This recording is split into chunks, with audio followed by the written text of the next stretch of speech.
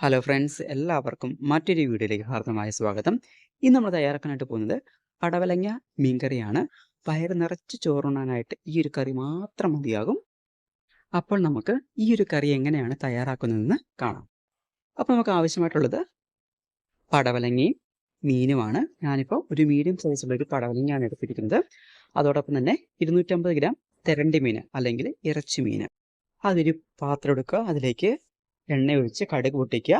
അതിലേക്ക് നമ്മൾ കഴുകി വൃത്തിയാക്കിയ പടവലങ്ങയും മീനും കൂടെ ഇട്ട് നന്നായിട്ടൊന്ന് ഇളക്കുക. കൂടെ എത്രയാണ് നമുക്ക് വെള്ളം വേണ്ടത്, ആവശ്യത്തിന് വെള്ളം കൂടെ ചേർത്ത് നന്നായിട്ട് വേവിച്ചെടുക്കുക. ഇത് വെന്ത് കഴിഞ്ഞ് നമുക്കിതിലേക്ക് അരപ്പാണ് ചേർത്ത് കൊടുക്കേണ്ടത്. അതിനായിട്ട് അരപ്പിന് വേണ്ടി ആവശ്യത്തിന് തേങ്ങ എടുക്കുക, ഉപ്പ്, മഞ്ഞൾപ്പൊടി. നിങ്ങൾക്ക് വെളുത്തുള്ളി ഇഷ്ടമാണെങ്കിൽ വെളുത്തുള്ളിയും ചേർത്ത് കൊടുക്കാവുന്നതാണ്. പടവലങ്ങയും മീനും വെന്ത് കഴിഞ്ഞാൽ അതിലേക്ക് നമുക്ക് അരപ്പ് ചേർത്ത് നന്നായിട്ട് മിക്സ് ചെയ്യുക.